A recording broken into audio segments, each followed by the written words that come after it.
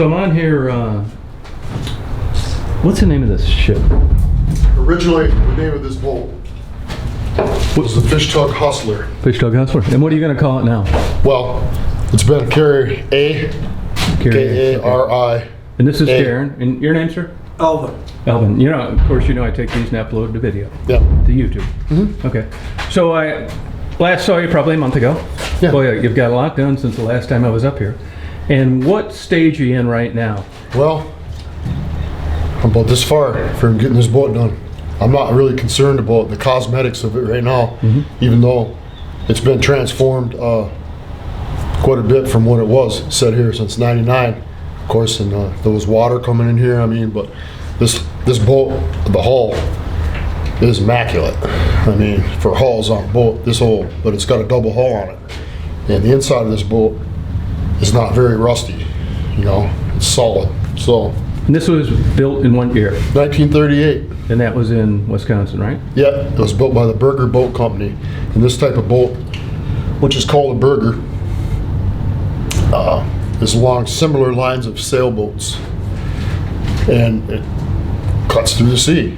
And this is how long? it's about 43 and a half feet. How wide? It's about 14 and a half feet. And what does it draw? Draws about 5 and a half feet. And the weight? About 28 tons. Which engine's in it? It's got a 220 Cummins Marine. Okay. And as far as like we're, you know, in Mackinac City now, you would feel, I know there's exceptions, but you'd feel differently about using this boat in Lake Huron and Lake Michigan than Lake Superior. You've mentioned that a couple times. Yeah. The big brothers to this Berger boat, there's a few of them out there. On the bottom?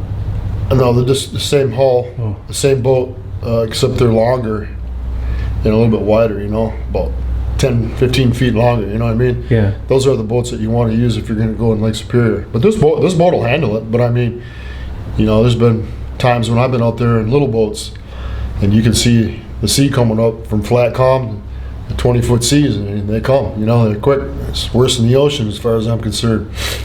And, if you were out in any of these lakes, what would you consider like a easy day wave height wise? well, this particular boat, let me sit down, is a starboard American type boat that pulls the nets in on that side. Okay, so you're keeping the wind and the sea to the port side. Try to. You're smart. And you're keeping the weather off of the coming in the door. So at about 6 feet waves height, you start to notice it in this boat. And how would you notice it? Well, I mean, you're not gonna be able to lay on your nets like you can, or even if you're cruising with it, you know, you're gonna know a little bit of the difference in it because you got pitch and roll, but this boat doesn't do that much. Would it, in 6 foot waves, would a cup of coffee be falling off the desk? No, a 6 foot wave in this boat cruising wouldn't phase it. Really? No. And what would you consider a wave that you just as soon not run into, height-wise? Well, when they start getting 25, 30 feet, you know, I don't like having to be out in them. I mean, I've been out where there's been 50-foot waves, and that's no lie. This Really? boat was standing right on end, and there was a lot more left of it. They might have been 60 or 70 feet. Yeah, you get a few rogue ones like that every once in a while. Oh my God. Mainly when you got a low pressure disturbance by and you got an east wind, you see stuff like that over here behind the islands. That throughout the reefs, Reynolds and Spectacle Reef out behind Boblo Island to the southeast. And when you're out in, let's say, Lake Huron, for an example, what are you fishing for? Primarily whitefish. And what comes along with that sometimes? Well, you get a few mixture, maybe a trout, maybe a salmon here and there. And how about Lake Michigan? You get a lot more trout over in Lake Michigan. And how about Lake Superior? It depends. I mean, it all depends on every lake, but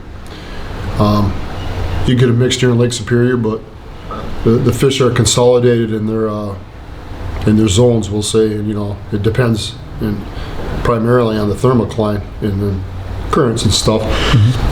You know, these mussels and every other invasive species have changed their patterns a little bit here and there. So I mean, I've been away from the fishery for a while, so I'm not exactly sure, but I'll find out. Okay. And when would a typical day start for a guy like you fishing full time? Usually I'm up at 4:30. And what time are you heading out in the water?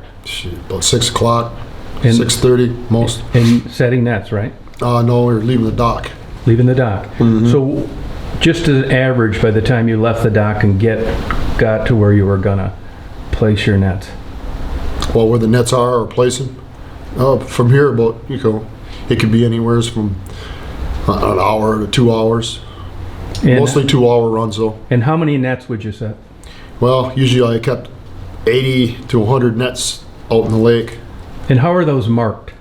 They're marked with what we call staff buoys. There's flags and a pole. I use a piece of conduit and the buoy, the float, and there's a piece of chain down on the end of it.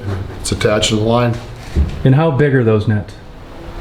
Well, it depends on what type of net you have. How about, okay, but like, I'm in generalizing. For the whitefish, Yeah. well, in generalizing, I usually use the deep nets. So, and they're 300 feet and, 30 feet deep at the most. Some down to 17 feet. It's about as shallow of a net that I'll use. And in what kind of water depths are we talking? Just generalizing. It depends on the thermocline and the time of It the year does. But how do you know and the that? species. Well, You just go out there one day and there's nothing in, and you think I'll try it deeper tomorrow? I mean, generally, somebody, if they don't really know, or if I went out here with all my experience wherever I'm going, unless I know that they're in a certain depth, I'm going to start up in shallower, and then I'm going to go all the way through to deeper water, and then I'm going to see where they're at. I'll set what we call a test gang or whatever you want to call it. With a minimal amount of nets to cover that range. Okay. And after that, I know where they are. And do you use a fish finder? Well, you categorize that. This boat has a sonar, and so it's the same thing. Of course, I use that along with a lot of other GPS. Yeah, right.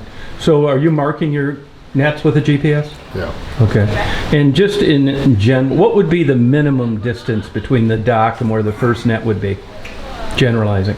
Well, it's like 26 miles from here. If I was to go right now,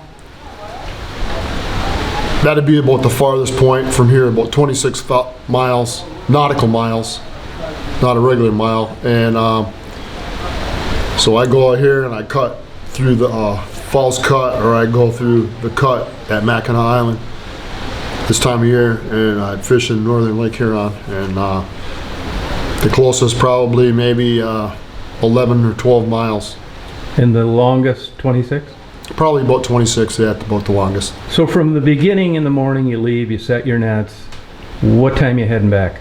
Well, the nets are generally out there, Already. just going out there. So it's normally I spent 8 hours a day just in between driving a vehicle and driving this boat, and it's too much. So I'm a travel trailer that I have that I'm going to keep wherever I'm at fishing when it's not freezing cold, and try to stay in there and not have to drive.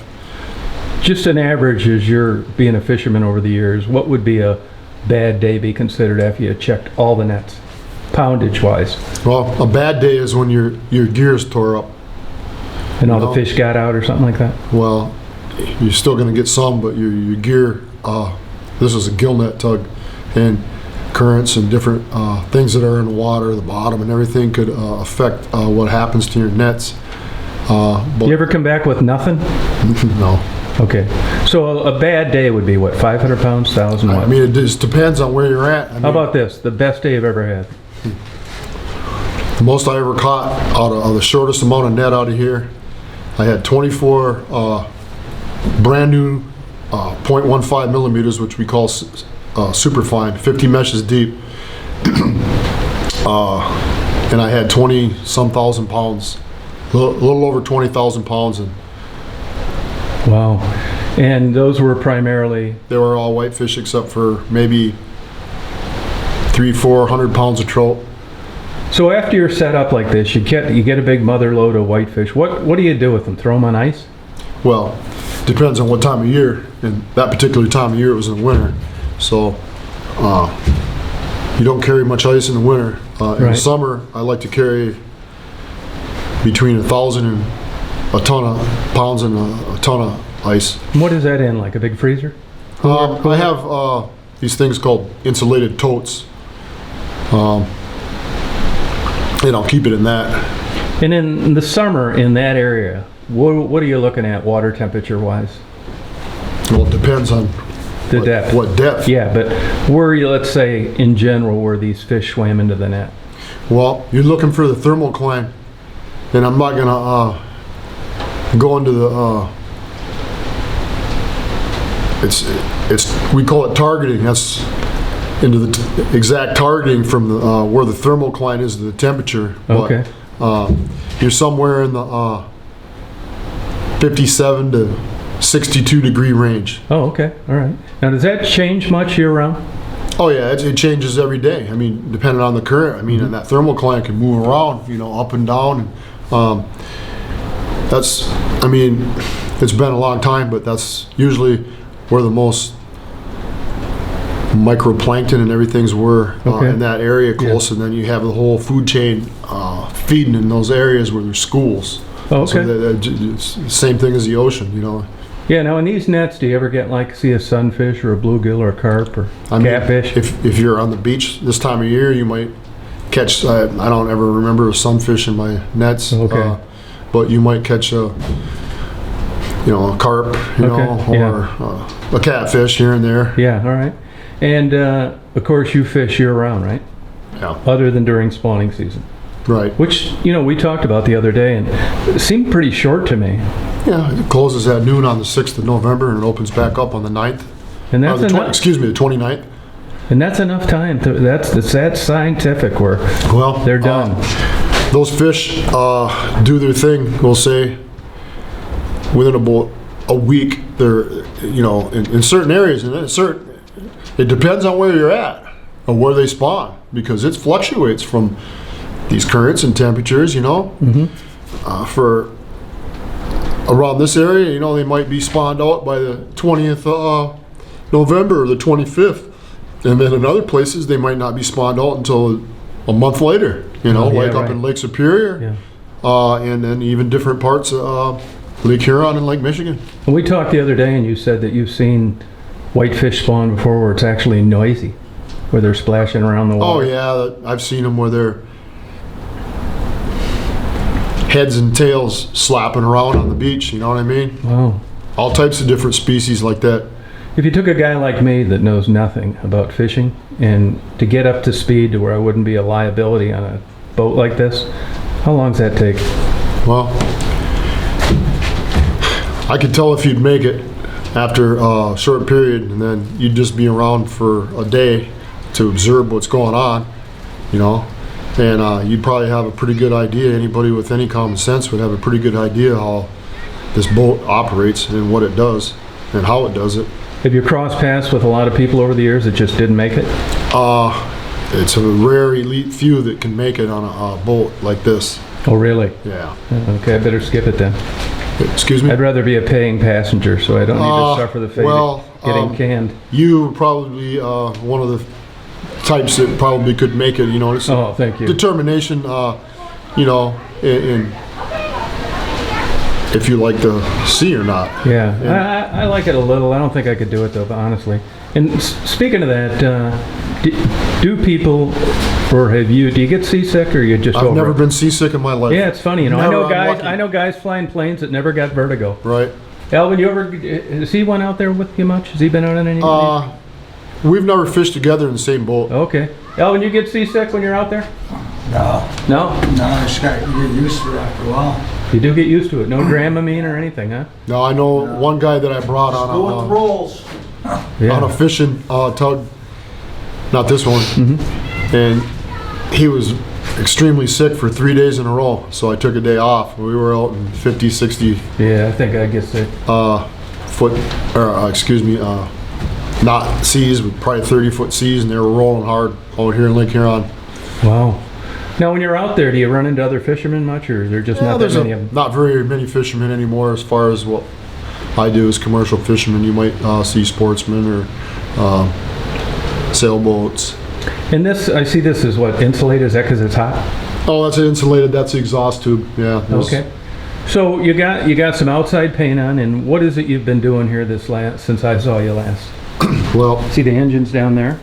that's the reduction gear Oh, okay. transmission, Yeah, it shows you how much I know. and then the engine is what I'm setting on the engine house right here.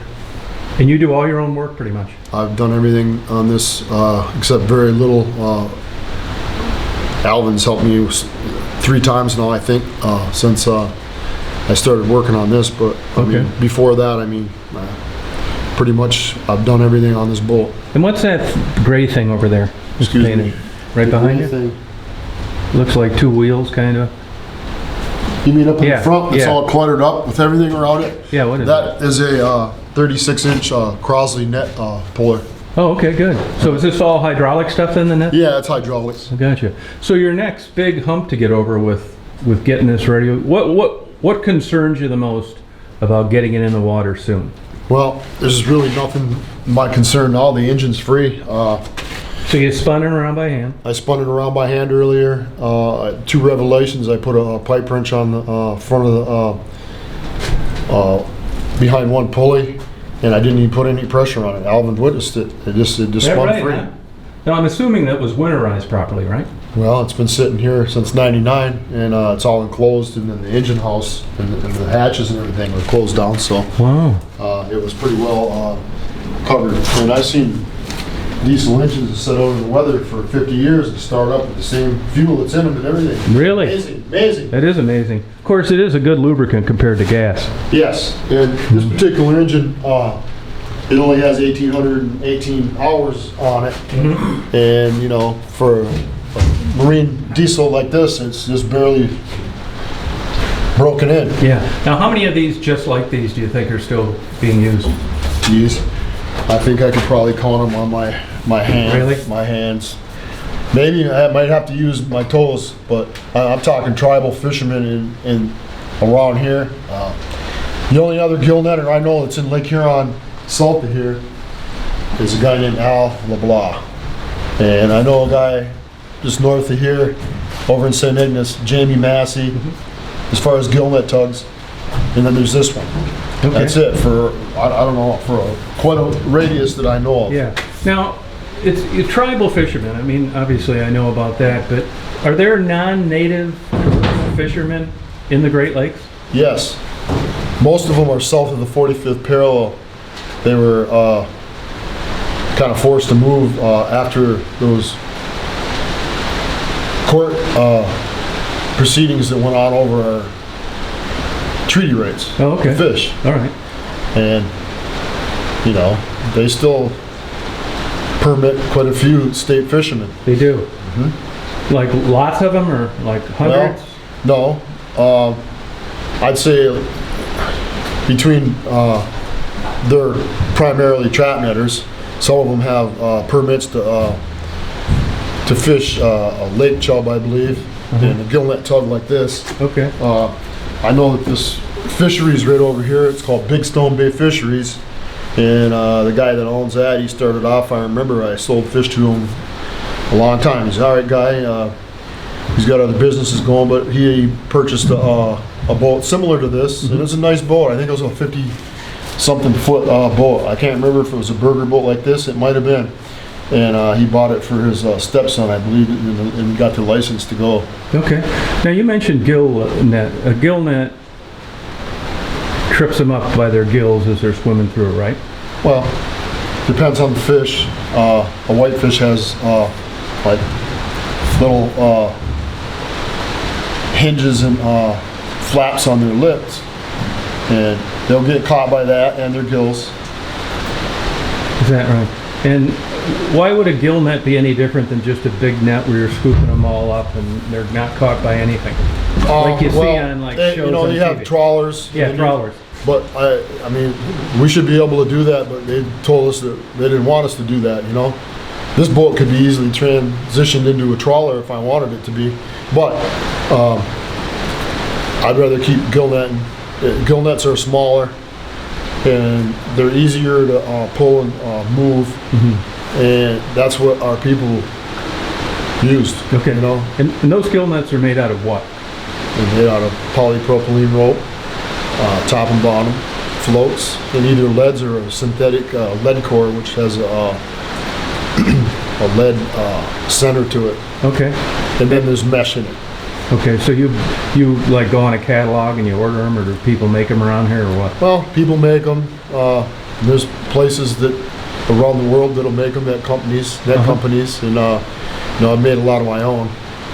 And average life of a net, you never know. Well, it depends on the net itself and what you're fishing, and primarily on the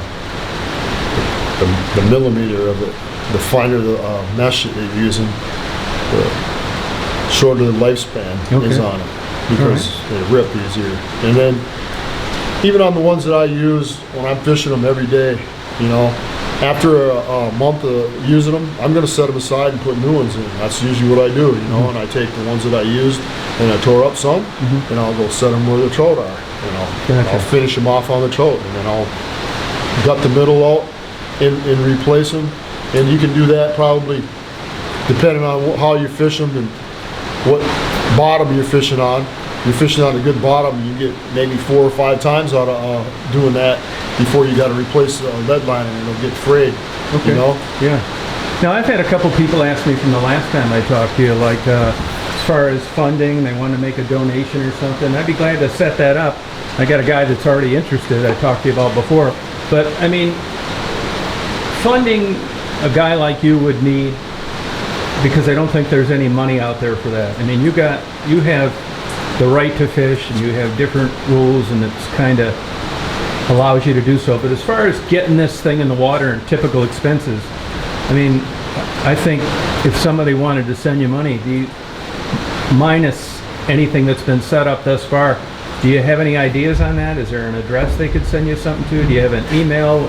If you don't want to talk about this now, that's fine. I mean, my address, postal address is P.O. Box 149, Brimley, Michigan 49715.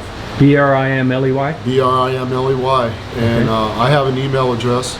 Okay. It's my last name first in small case letters, LAPINE, Okay. DARRIN, number 8 at gmail.com. Okay. And that's my name, my last name preceding my first. So they could send you a check there if they wanted to? Yes, they could. Okay. And you don't have a PayPal set up? No, I don't. Okay, good. All right, great. Well, I know you got some work left to do, so you have any questions for me? Just that I don't know if you're going to want to use a rain jacket to get out of here now, because it's No, I pouring don't down care. rain. No, I don't care. This doesn't bother me, man. I got my window open. Okay. I don't want that dog to get too hot in there. Okay. And I'll just take a little more video. I'll walk up. Yeah, I see a cormorant. If you want a video, take Yeah, I saw right that. I saw him out right there. My back door. They're all Yeah, I fishing saw him in the out harbor. That's one of the things that have devastated some of our fishery. Yeah, I know. The perch, herring, menominee, all those smaller fish that they can get, and they're monsters when they get together. No, I know. Flocks. They consume a large amount of fish. Yeah, so that's what he's in here now, even fishing in the harbors, huh? Yeah, there's been quite a few of them in here, and I've seen them catch fish. Now they did have a. I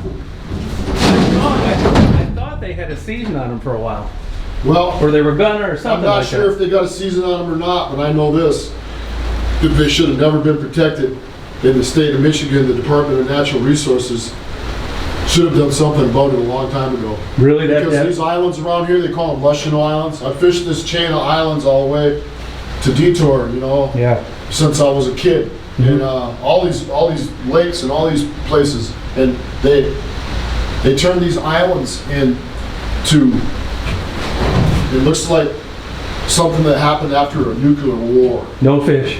And just on the islands, they're desolated, and you can smell the feces at probably 2.5 miles away from them islands, and it's just bad.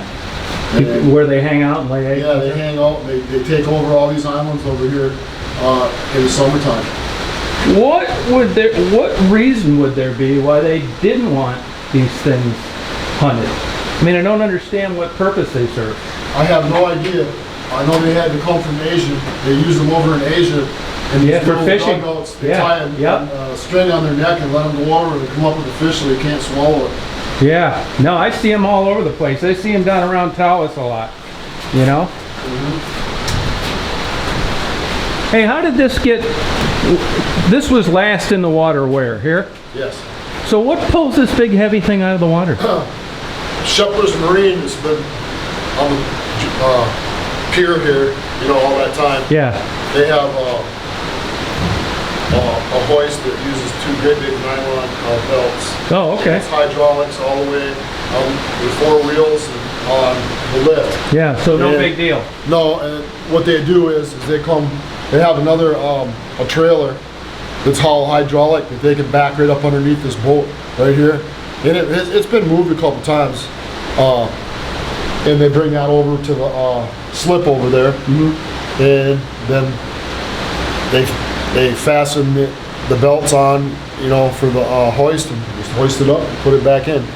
Can they pull out one of those big boats they have too that go over the island? Oh yeah, they pull them out and they winterize them every year. Oh, that's cool. That's why that is primarily there. Oh, okay. That was the first use. Yeah, you know, it's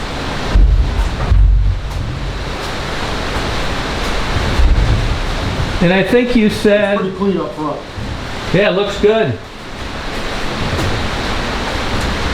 And why would this wood be in here, for fire? Yeah, I cleaned this up and you know, it's got 3 coats of primer in there, and this wood is for the furnace for if it's cold, you know. Yeah. It'll hold a half a cord or so of wood up in front here.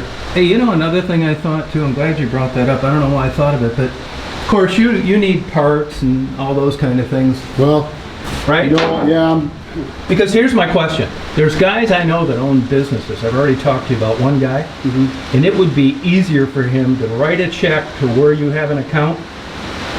You know what I mean? for to spend it. Yeah. Well, I don't really have an account nowhere. But for instance, you know, this porthole, this glass is 7/16 inches thick, and you can't find glass anywhere that thick anywhere. And I don't have the funds. And it's on there with silicone and sealed off. And there's 2 other portholes that need repair. There's one over here on the port side, right in front of this door, and then there's one on the pilot house.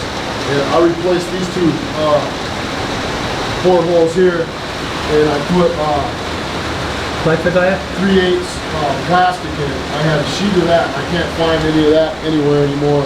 And I need paint. There's a lot of work. I don't know. I haven't got into the lifter to see how it's going to act, but it might need springs. It might need a number of things. Of course, the hydraulic system. That's all got to be drained, along with the filters. And you can see this is leaking right here. This is a piece of plastic that was put over top there with silicone, and the other window looks like this. You know, it's like a sun window over top of this picking table. Yeah. And farther back here, the rest of this table is gone now. There's a table that extends to fit on here. You can see that it went on the end of this one. This table here folds down. It goes back. It goes back here, you know. So, and then I got 1 battery. It needs 2. There's issues with the cover on the cooling system. It was left in when I left, and my brother and a few of the other crew that I had were operating it, and they didn't take proper care of it. And they're old too. This engine was an older engine, but it was all gone through, and that cast iron all cracked up. So I had a guy that I know weld the cast up, and there's more work to be done on it that I got to do and put it back together. I need a starter because there's power all the way up to the control panel, but it won't move, and then it's got to be the starter because I check the switches and I check the power up to it, so it's good. And then it was broken into the last time before I came back here, and somebody stole the wheel out of the heart of this boat, the wheel and the compass out of the wheelhouse. Is that right? And that wheel was finished off by the guy that I bought this boat from before he spent 40 hours, he told me, I think it was. That wheel was in really nice shape, you know, it was all old. Just some nautical nut stealing it? I know that somebody told me in a particular place one time that they were going to come and break in here and steal this, and they did it. And, you know, yeah, the transmission, the air filter system, it needs an auxiliary air filter system, an aftermarket or something on here. And you know, I got a water pump up there. I got to put that on. And the transmission, to feel safe for me, it needs. I just want to go through it just to make sure they put brand new clutches on them. And they look like this, and they're like $400 or so. And make sure all the bearings and everything are straight. And I'm in the process right now of replacing the cutlass bearing and the shaft, and I need a new wheel on it, and that's going to cost probably about $5,000 for a wheel. You know? Really? I think so, because the shaft is made out of Markel, and this one that's on it, it's an old, they call it a club, it's cast iron, and it should be replaced. I mean, yeah. And then there's more primer and paint on the inside and the outside. There's rudder issues. I took the rudder out, and the rudder shaft and everything had been twisted before, and the rudder. And I did the best I could with what I could do. And I need nets. What I need. Then after that, when I get this where it does run, I need to be able to get some nets together to be able to catch the fish. There was 100 nets that were in this boat, and all this stuff was stolen at Shepler's. I spoke specifically to Bill Shepler about that before and told him the generators and different stuff that had been stolen out of here and all the nets, and they all confirmed it. The guys that work here, the stuff was in here and it was gone. Nothing was ever done about it, you know. And up at where I live, there was break-ins, at least 3, and there was $100 and some thousand worth of nets and equipment taken from where I live. So Really? Basically, I'm on Skid Row right now. I'm getting by on what I can and what I can't do. Gotcha. Yep. So that will be something that, so it's basically parts, wheel, nets, and overall primer repair. I mean, yeah, there's a lot of stuff. I mean, you know, I think some people, what I wouldn't say I worry about it, but I've thought about it, and that is they think, well, Native American, that you're getting a $30,000 check written every month because you're part of a tribe that has a casino. It's just not like that, is it? no, the tribe I belong to, we get 0 per capita. Really? We don't get any, the only thing that my tribe does for me is they make sure that I have a medical, if I have a medical issue, it's taken care of. That's it? Yeah, they got this, it used to be, it's a care system that they use if you're a member of it. Preferred care is what they call it now. It used to be called Tribal Contract Health. But, you know, I was in a wheelchair 4 months ago, you know. And what was that 3 from? years. I got severe spinal stenosis. And I've seen doctors. I've seen a doctor just this past Thursday, 3 days ago, and he gave me some injections and medications and stuff that I'm taking. Has allowed me lately to be able to move around a little bit. And don't get me wrong, you know, there's days I can't get out of bed, you know, I'm still in a wheelchair then, you know, but there's some days like today, seems like the low pressure is right over top of us, and I don't feel as bad. I got help to get around and do things, you know, but. Well, I'll tell you this, I have a friend of mine that had stenosis, Traverse City. He was in the VA, jacked him around, wouldn't even give him a referral from an MRI. Sent him to a buddy of mine, doctor. He wrote him a script for an MRI. Had a neurosurgeon in Traverse City give him the spinal stenosis surgery. 100%. It's like he never had a back problem. So it can be fixed. Trying to get that done. It can be fixed, but I can give you the name of this doctor. Well, it depends on the insurance too, but I got a guy in Traverse City that's supposed to take me. I went to a guy in Petoskey, and he was an old guy. His eyes were kind of clouded. He was shaky. I told him, "You're not touching me." I walked out and left. No, I didn't walk out. I got wheeled out in a wheelchair and left. Yeah, okay. Yeah. And so I've been in the process for, let's see, 2 months now, trying to get in to see this new guy. And how the process goes is you get a referral from the tribe, and they send the information, they fax it to them, whatever, and then they review the, you know, your records and everything, and then they get back and let you know. Well, they haven't gotten back to me now, so I mean, here I am, twiddling my thumbs, you know. Yeah. And, like. Right. Yep. I just cracked my back right there because it's putting pressure on my nerves, you know. Yeah. And it's not good. I was told in 2017 if I didn't get surgery, I'm going to be paralyzed.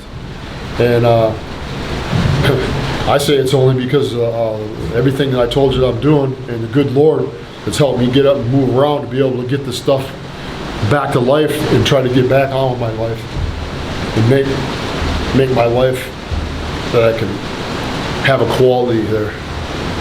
There's no quality now. Yeah, right. I'm working back. It's like climbing a ladder. I'm working hard, but I need help. Yeah, if you were a betting man, given odds, when would you think this will be in the water catching fish? Well, I know there's a lot of factors. It depends on how much help I get, you know, Yeah. and some funding maybe. If you were looking at, if you had to just throw something out there, a dollar amount, to get things paid for that you need to be seaworthy, what are we looking at here? Nets, this seaworthy, everything. or the whole hookup? whole hookup. I'd say that if I had 25 grand, I could redo this. It's only got a primary covering and cleaning up with the primers and everything right now. You know, it needs a good paint job overall. It needs, you know, all the things that I said, and then the nets aren't cheap. But I mean, I could get by with less, but I mean, you know, I think 25 is a good number that I need to invest. Yeah. About 10 grand into this boat and about 15 grand into the netting and stuff. Gotcha. And 10 grand would get it in the water again. 10 grand would have this boat running smooth, but it wouldn't be all cleaned up, you know. Mm-hmm. It'd be I'd have to cut corners, like there wouldn't be no paint job on it, and some of these portholes, you know, these 3 portholes, they might not be repaired. Some of the other things that, like, I wanted to switch this boat over to hydraulic steering because it's old manual right now. I don't think a hydraulic steering system is that expensive. And this old shifter, it's this is an old twin disc, which they call dry clutch. There's no fluid in there. It's not a hydraulic clutch, and it's got this lever right here. There's one in the front too. It's the shift lever, you know? Mm-hmm. You move that and it shifts. I mean, I'd like to eliminate that and have a solenoid down there with 3 stations for the shifter. One up in the pilot house, one over at by the lifting table, and one here where you're setting. So, setting the nets out. The nets go out here, the cork line goes up in this, old torque converters. And the lead line automatically falls down from our friend Gravity. And this bar here, there's a 2 sets of old oilers, we call them, but slickers or rain suits and some other stuff. But that bar right there, it spreads the nets out unbelievably it just, they go up just super smooth, man. And you can see this turnbuckle back here. It's rusted, you know. And the worst part of this boat is, inside of here is just back in the stern area here. And it's got double plate on it, but it's got some pitting back here. I didn't get no primer on that yet. But I could sure use a whole brand new shaft and to redo my rudder, because I redid the rudder, which you can see it's sitting out in the back of the truck out there. Yeah. But the shaft is twisted itself, and I don't like it. What I needed was, and I couldn't find it, was a brand new piece, 2.5 inch, I believe it is, for the shaft, and it's squared off on the end where it comes up here to fit in this turnbuckle, and that keeps it straight. Well, you can see right here, this is rusted pretty bad. In the corner here where this cable goes is peeled. But if all that was eliminated, all that stuff taken out of there, a hydraulic unit put in, I don't think you even need all this stuff on there anymore. You could probably utilize that shaft or that rudder, because you wouldn't need this turnbuckle no more. You could put a different one on it, lower than that would work with the hydraulics. And then you could use a joystick.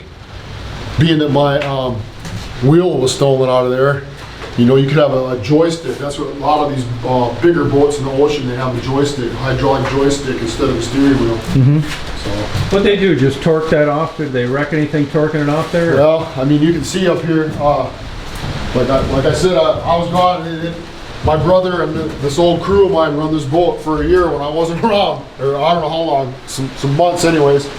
And you can see that there's a nut, there's a pin that went through here, and a nut, and there's a keyway that held the shaft on. And so that's what happened. And what year was that you think that was stolen?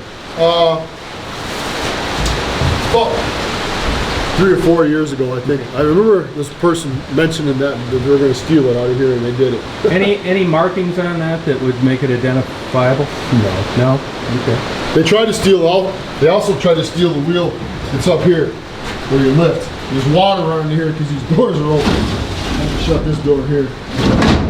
But they took the bolt and the washer that was off on here, but it was rusted and they couldn't get it off. Gotcha. Now, did that wheel, the other wheel that was stolen, look like this one? It was just like this, except it was, the ring on this was about like that, and it went almost all the way to the 1.5 inches from the top of that engine cover, and it was all refinished, man. It was beautiful. Okay. It's irreplaceable, just like the compass. The compass was a huge compass. That's another thing that I need, a new compass. And Yeah, what's a new compass cost? well, one like that is probably a few $1,000s. So is a compass just for safety? Because if you're using GPS, Yeah, I know. I mean, I could get away without any of those, but I mean, I've been where you lose your GPS signal and you're down to your compass, because you always trust your compass, man, and your depth sounder. That's it. Or your sonar in this case. Yeah. Radar. I mean, I got a radar up there. It's an old radar. It's a 16-mile radar. Now, up there in Superior, will that just keep on measuring until it hits the bottom? What's that? Your depth finder? Oh, that sounder. I think sounder? it'll go to 2,500 feet. What kind of depths do you see when you're in Superior on that, show up on that thing?